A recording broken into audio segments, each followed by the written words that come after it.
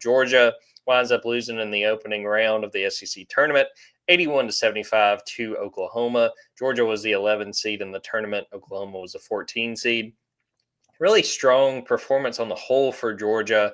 The game just kind of took a turn with about 5 minutes left. Silas Demery Jr., who had another phenomenal game, 24 points. He gets his fourth foul. They pull him out of the game, which made sense. And then Oklahoma goes on a 16-0 run. And Oklahoma's offense was on fire this whole game. Hit 10 threes in the first half alone and hit several more in the second half. Jeremiah Fears, who had 2 points in that game back in January in Stegman Coliseum. I think he ended up with 29. I'd say a disappointing way for the tournament to play out. I think Georgia fans were hoping that they could make a little run, win a game, maybe upset Kentucky in the next round. But on the whole, I don't think anything to panic about.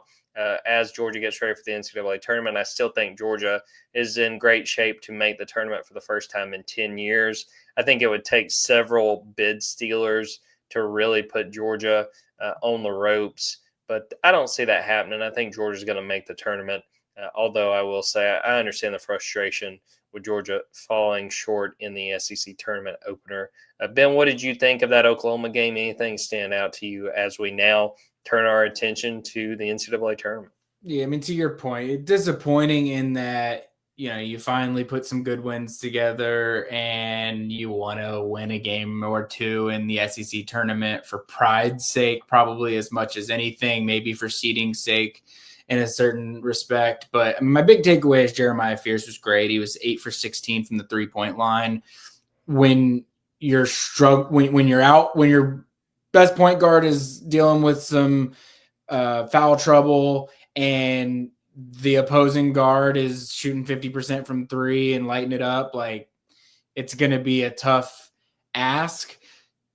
Oklahoma was probably a better team this year in SEC play than their record indicated, so it probably feels a little bit worse that you lose to the team that finished, 14th or 15th in the SEC, as it was in the bracket rankings at least. But, I think it was a game Georgia could have won. I mean, I think about the 8 to 10 minute mark, I think Georgia had like a 3-4 point lead.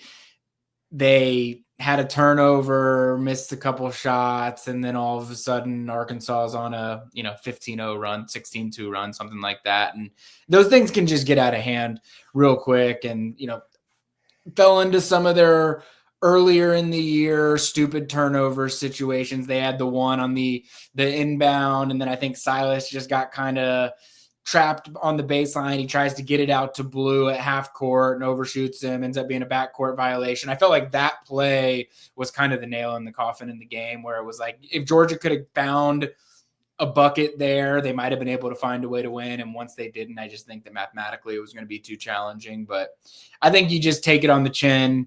You don't let that be a game that affects your season or let it determine any future outcomes that you may have. I mean, to your point, I guess it could get a little bit dicey just depending on, are there some bid stealers? Do some of these bubble teams make runs during tournament week that make the committee change the way that they feel about them in comparison to Georgia? I don't see it playing out in a dangerous way for Georgia, but, winning a game against Oklahoma would have removed any of that concern whatsoever. So now you just kind of sit around.